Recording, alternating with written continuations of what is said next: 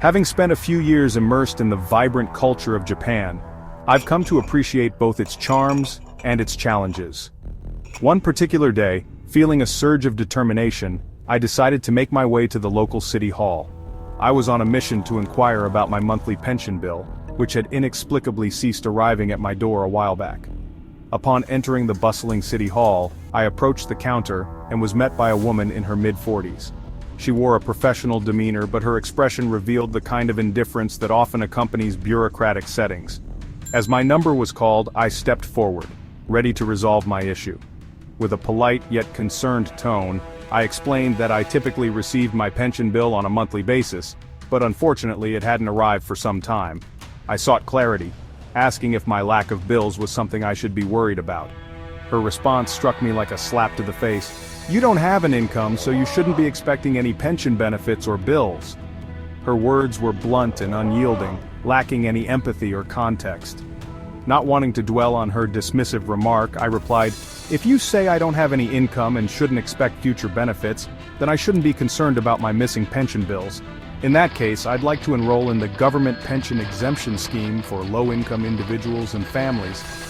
To my astonishment, she flatly refused, denying me the necessary forms to enroll in the scheme.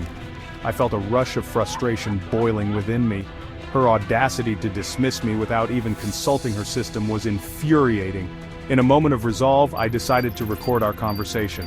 I informed her that I would return with a Japanese translator, her dismissive attitude fueling my determination to seek justice. A few days later I returned, this time accompanied by a translator.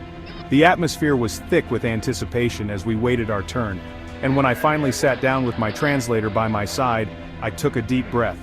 I began with a sincere apology to the City Hall staff for my previous visit, explaining that I wished to speak with the same woman who had initially assisted me.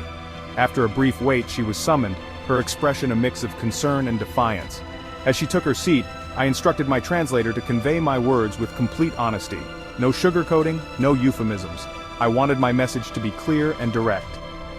"Before we proceed," I stated while preparing my recording device, "I would like to document this conversation for potential litigation purposes."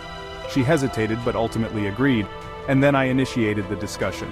I brought up the previous encounter, highlighting the offensive nature of her statements. I demanded an explanation for her comments, emphasizing that it didn't seem to stem from a language barrier. As tension filled the air, her supervisor and several colleagues joined our conversation, drawn in by the unfolding drama. We presented our case, insisting that if she couldn't substantiate her claims with evidence, I would have no choice but to pursue legal action against her personally or against the City Hall for discrimination and racial profiling.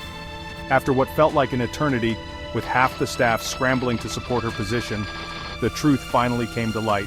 The City Hall owed me 70,000 yen due to a technical error in their system, which had resulted in double pension bills being sent to my address, payments I had unknowingly made.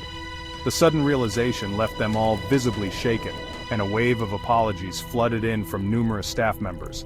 Amidst the flurry of apologies, I observed the woman being compelled to perform a deeply reverential bow, known as dogiza, a gesture of profound apology in Japanese culture. This experience taught me that sometimes persistence and patience pay off. In the face of adversity, standing your ground can lead to the resolution you seek.